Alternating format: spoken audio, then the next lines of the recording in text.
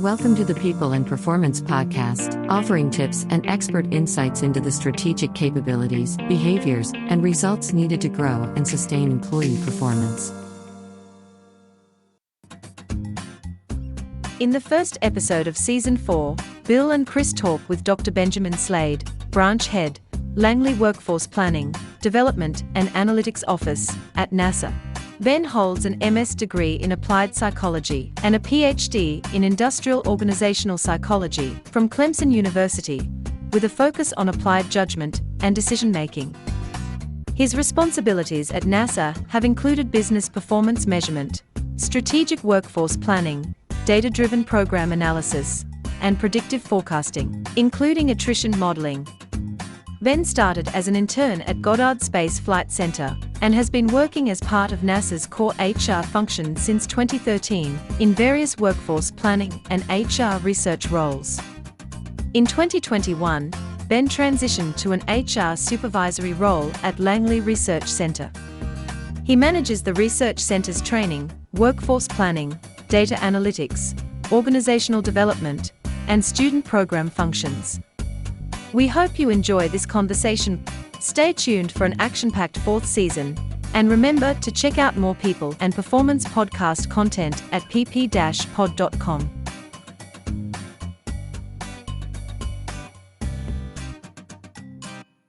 Ben, welcome to the People and Performance Podcast today. Thank you for having me. I'm geeking out with the prospect of having this conversation with you. It's been several years since you and I chatted before on the HRchat podcast, all the way back in 2018, actually. And during that conversation, you introduced yourself by saying, if I were to distill my job description into a single sentence, it would be helping NASA make better decisions, particularly about workforce and people strategy. So let's start there. Talk about the challenges of doing this at NASA. Sure, Bill. Yeah, there are a number of challenges to doing this at NASA, or really any organization that's looking many years into the future.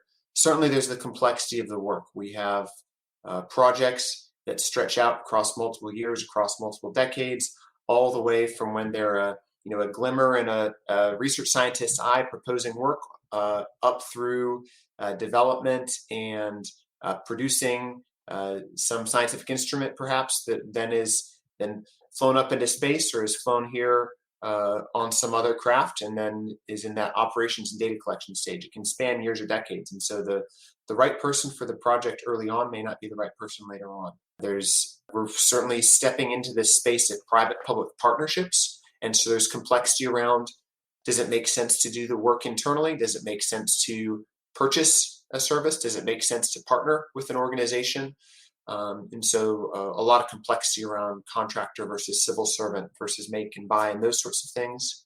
There's budget uncertainty. We thankfully have a budget for 2022. It was passed earlier this week, but it can be challenging to deal with budget uncertainty if you're passing things one year at a time. There's certainly some additional challenges as Congress has different priorities from year to year. We've looked to expand the hiring authorities we have. We're able to take more strategies now to bring people into the federal government. And we've been standing that up to address workforce needs, but it certainly can be a challenge. We are gaining more capability to hire the talent we need to succeed, and I'm confident that we're headed in the right direction. So Ben, you've spoken before about your pride in your team and your love for what NASA stands for and your faith in what the agency strives to achieve.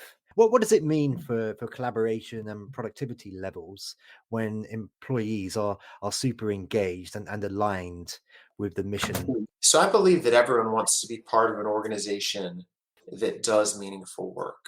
People want to contribute to something that they believe in. And I think NASA certainly is a place, for me, it's very meaningful what we're trying to accomplish. We're trying to advance scientific and engineering knowledge for the benefit of humankind. So in an environment like that, where people are bought into what we're trying to accomplish rather than being solely focused on dollar signs or competition, etc., people don't tend to deliver minimally successful products. They want to achieve, they want to deliver value, and they want to work together to accomplish, like I said, big audacious goals. So that being said, an organization that also cares about its people should know enough to set up smart guardrails to reduce burnout. You don't want to be in a situation where your best people are just getting used up because they believe in the mission, that they ignore work-life balance, that they're unable to take care of other things. At NASA, we've certainly prioritized the future of work, and we understand that in the future we are going to be, it's not really about where you're working from, it's about what you're trying to accomplish. And if you can deliver successfully, it doesn't really matter whether you're working from home, whether you're working on site, whether you're working from a different site. So it's important for NASA, and I think for every large organization, to have a strategy in place to be able to bring the right talent in to invest in the mission. Excellent. You've talked at such events as the People Analytics Canada Summit in Toronto about why you suggest investment in people analytics tech doesn't have to break the bank to achieve the results a company needs. Why do you believe this? I really think we're in a golden era in terms of cheap or free software that's available for data visualization, in particular data analytics.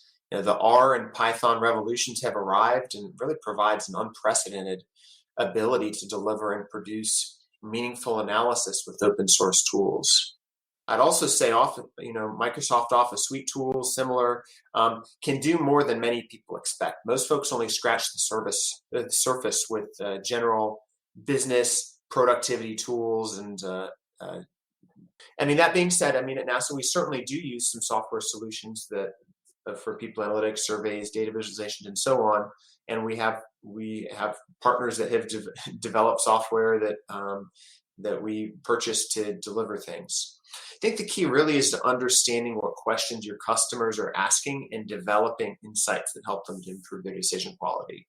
So bottom line, there are some wonderful things that you can go out and buy off the shelf, but don't let your lack of a budget be an excuse for why you're not able to deliver valuable analytics to your customers.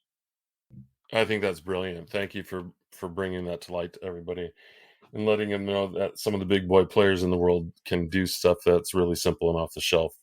I also think that leading with the concept of what are you looking for really should drive some of the tools that you use versus having the tools. So I strongly support that and think the same way.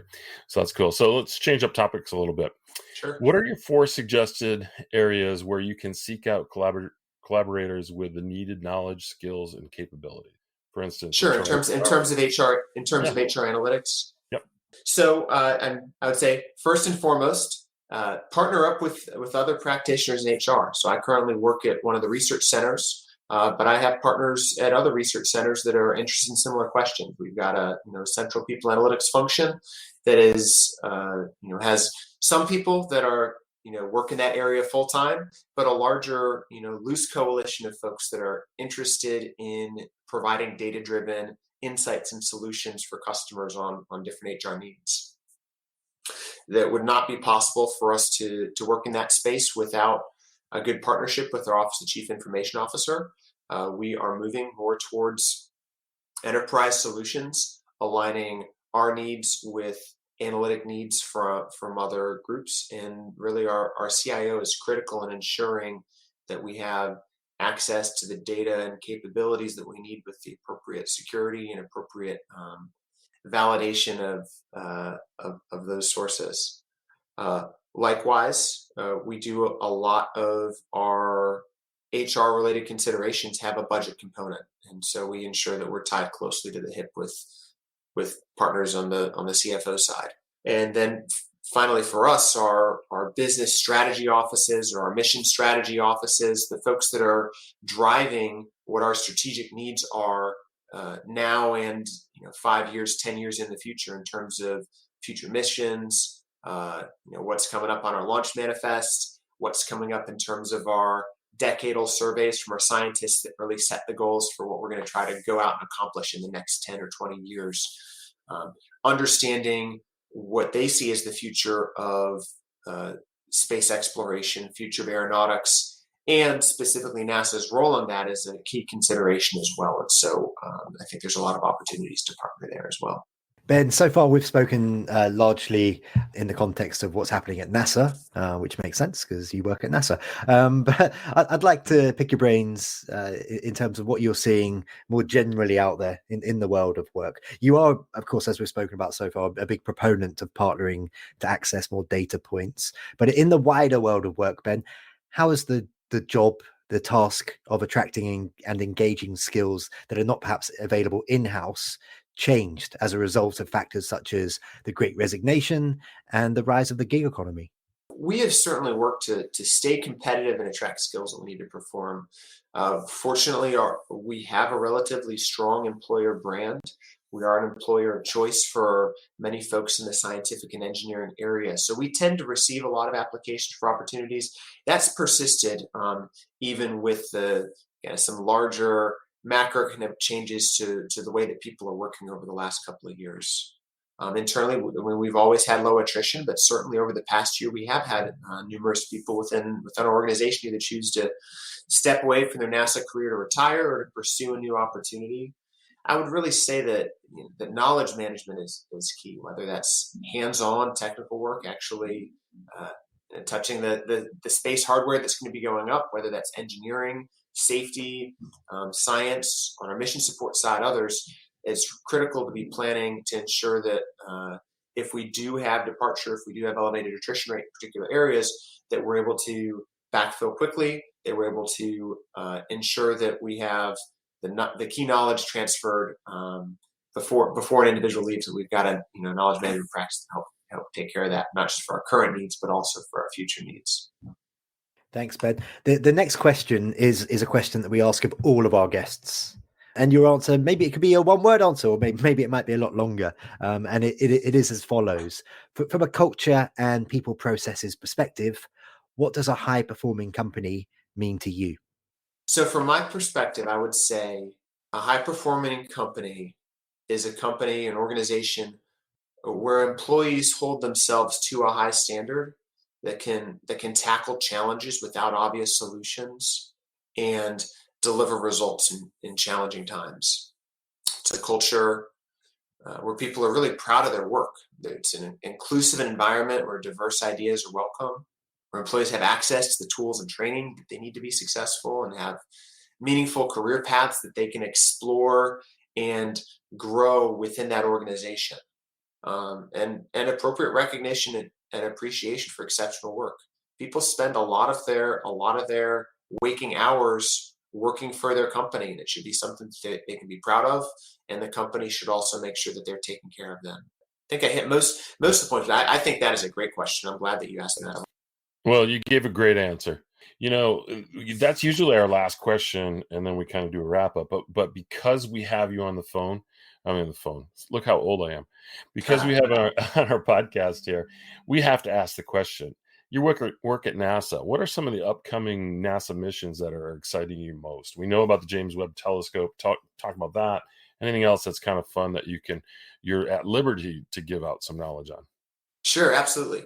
So yeah, the James Webb Space Telescope, very exciting times for that. The launch was successful, deploying the different things. If you've never seen a video of the James Webb Space Telescope and the technology behind it, highly recommend checking that out on YouTube. It's successfully launched. It's out near the Lagrange point, and we're just fine-tuning calibration right now. As a matter of fact, a couple of calibrating images just were published yesterday, and it's going to really dive into the science either in April or May as they start to collect data on very distant stars and galaxies to understand the early universe. On the human spaceflight side, Artemis 1 is being rolled out to the launch pad pretty much as we speak here. That'll be targeting May 22 launch date, doing a lot of stuff with human spaceflight, both with commercial partners in low Earth orbit, as well as preparing that deep space capability and building out the technology and processes needed to return humans to the moon in the near future. Last but not least, have to give my own center, NASA Langley Research Center in Hampton, Virginia, a shout out. We do a lot of aeronautics research down here. There are some really cool developments in the world of solar electric propulsion aircraft, quiet supersonic flight, urban air mobility.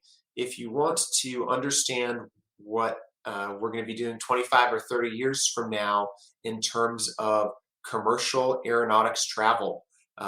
Look no further than what NASA is doing in terms of research right now. We have a very close partnership with the Federal Aviation Administration, and there are a whole bunch of things in the pipeline that are going to really radically transform how we travel as individual customers in the U.S. and internationally.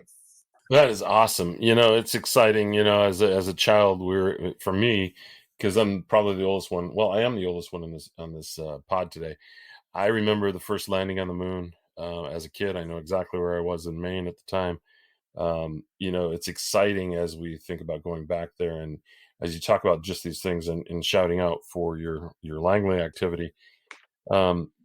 Changing the way we move around with using different technologies.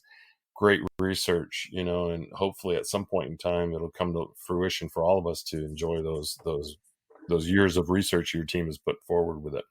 So, last question for you: how can listeners learn more about you? Sure. Well, I'm afraid I'm pretty quiet on social media. You can certainly find me on LinkedIn, Benjamin Slade, work for NASA. So you can track me down through that. You can also contact me directly via email. Brilliant. We appreciate that. Yeah, it is. It's an interesting world in social media too. So as you start looking along those lines, but we thank you today for all of your insights and your experience that you've had working at NASA and working with analytics and working with people in HR and actually helping to lead teams. And so we appreciate all that. Your answer to a high-performing company was brilliant, and I think all of our listeners should enjoy that as well. But thank you for your time today, Bill, and I appreciate it, and have a great one. Absolutely. Thank you so much. Thank you for listening to this episode of the People and Performance Podcast. Follow us on social media, and remember to subscribe.